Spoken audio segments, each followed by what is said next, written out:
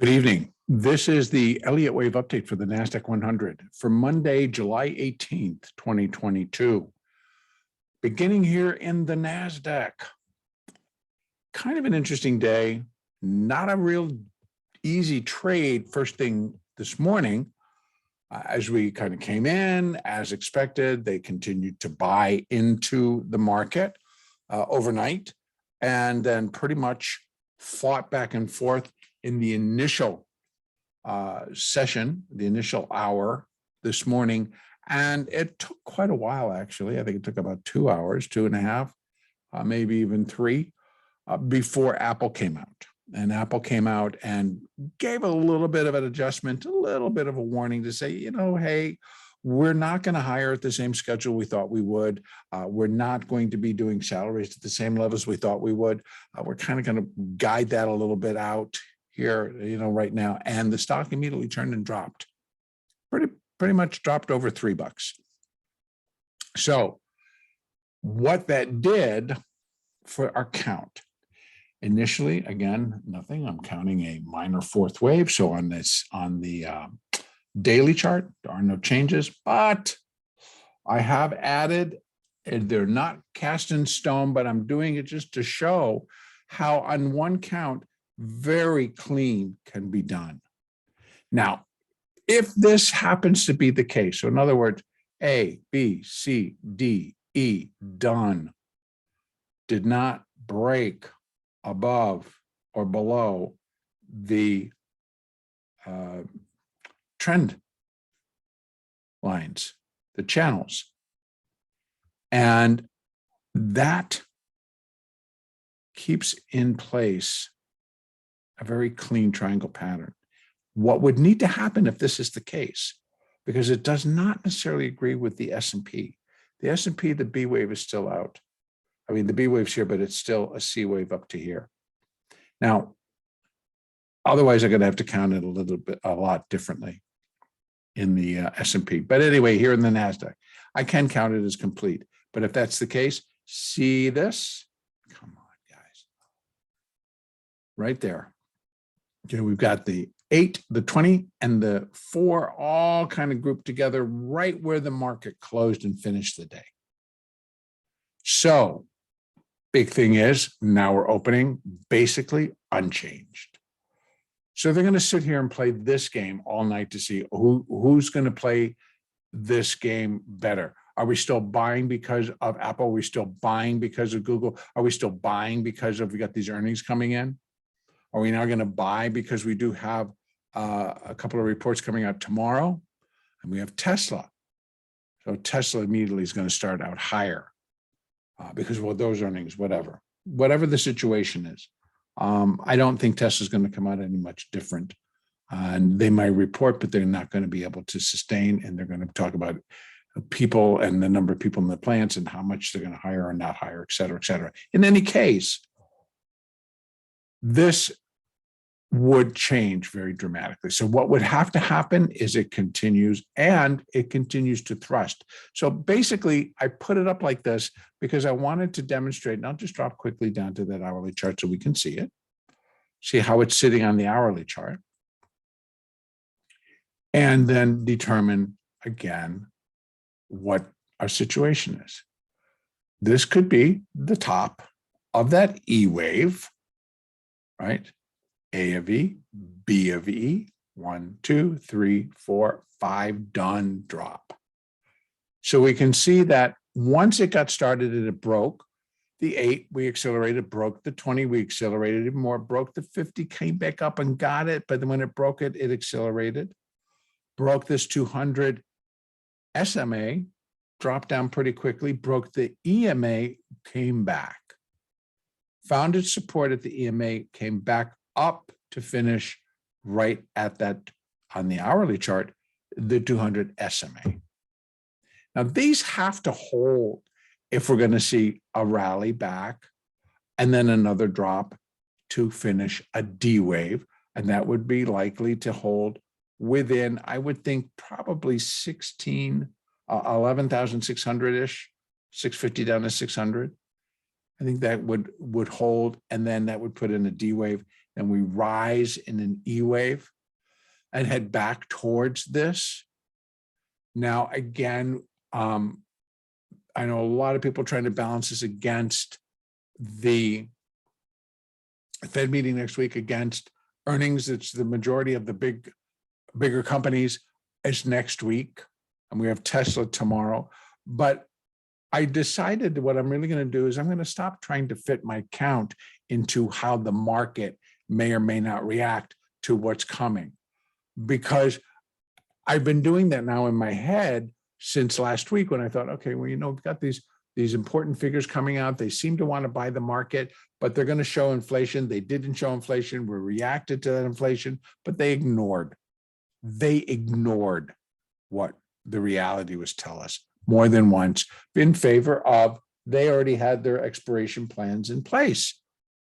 So again, I don't know, if somebody's got something already in place, but I do know that when it starts to shift and it moves quick enough, we got major adjustments being made to several options across many of the component companies.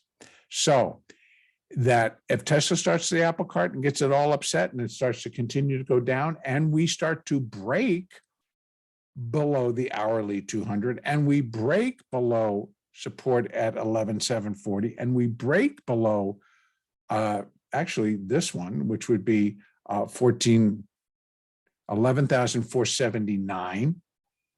We break below the 1,500, we break below the 479, we start dropping like stones. I'm going to go back out to that daily to show you, and that's what would have to happen. So we're going to have to start getting these disappointments and break here, and right now that's at about what, 11,560-ish, 47-ish, then we're coming down to 381, eventually 11,068. If this is going to be the completion point for minor wave 4 and we're going to drop, that's what the market needs to do. And that's what we would be looking for. Now, if it stops and turns, as we have seen previously, where it's like, okay, you're not going there, you're stopping, and now you're going to rally all the way back. Okay. And did it again and rally all the way back. Oh, here we are. And it could do it again within the structure that it's already creating right here. And again, what we're looking at, see, very nice, clean, done. But now I'm just going to move these so we can see how I am basically also labeling it that this is the A, B, A, B, C, C, and now we're coming down in the D, and then we still have an E. The E could go up, could, penetrate that upper channel line, get itself above where the 50, the daily 50 would be, and then fail, and then slide. So you can see that the channel gets shallower and shallower as we go out in time. And if we're really going to hang on to this thing until next week, this is when, that out to here is when Apple reports. So 125 on the top side, 657 on the bottom side. So it gets narrow as we move closer to next week's earnings reports. So I don't know if we're going to have to wait that long or whatever, but here's the story. Here's what we can look for tomorrow. If upside is going to continue, I think we need to still put in a new low somewhere around 11,740 down to about that 16. It shouldn't go below 1511. I'll tell you that. Even here, we're upwards about 1550, 11,550 and on. And so up here, we'll be looking at about 11,700, and I'm going to say 55 in that area. If it can come down, it holds, stays within the parameters, we can then probably label that as a wave D. if the market stops and starts to rally. If it continues, we know what that story is. But if it stops and rallies, then I got an ABC for wave D, and we're off to do another ABC in the form of an E wave. And then we're looking for this thing to switch and to drop quickly. Now, if I move these back down and the C goes over here and this is the D and this is the E, then that should happen again overnight and then again via our own trading as we come back online tomorrow morning. So a lot can happen. And we'll see how they're going to treat this one. Right now, they're interested in buying this. This is not going to be selling off. If they start to drift down on this, then there's a chance that that's going to go. This, oh, not that one, excuse me, this will overtake it. Higher weighting right now than Tesla is Apple. So we'll see. We'll see how it happens. But if downside is going to pick up from here, if this minor fourth wave is done, then it's going to break and that thrust will continue. It did a good job today, did a really good job today, coming all the way up to 12,186 and getting as low as 11,857. That's pretty good. That's a pretty good thrust start. And we could finish that tomorrow and then put the C, D, E, minor 4. We're off in a 5-wave structure moving lower. And ultimately, that's where we're headed. And again, as soon as I get that marker, it's like, in fact, there's one way to do it where I can put, I'd have to go out further.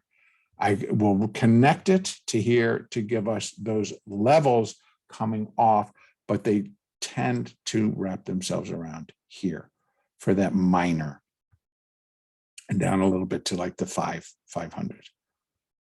So once we get the confirmation, that'll be put in, and then we'll have all of our support levels coming off into where we can expect to see minor 5 and more conclusively the ending point for the intermediate C wave and then the primary A wave as is showing up there. That's primary 5. So we'd have primary A. Then we're setting the stage. So we're not that far. We still got miles to go to get down there to put that stronger bottom. We haven't done that yet. It needs to be done so that we all, it's like instead of just a handful of people like, well, I think it goes up now. It's going to be more apparent because there'll be more definitive reasons for the market to pause and to rally.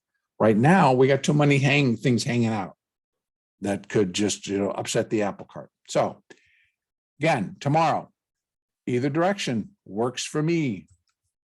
If we're going to go up, I still think we need to overnight drop down into these areas, not so much below that, but get ourselves down there, A, B, C, put in the D wave, turn and run. If it continues to break, gets cleanly below the hourly 200 EMA and starts to break 11,740, 11,550, whatever there, 511, excuse me. And then down here where it should be all finished because it should begin to be accelerating to get there. All right, I'm kind of going to leave it right there. And the next update will be on Tuesday, the 19th.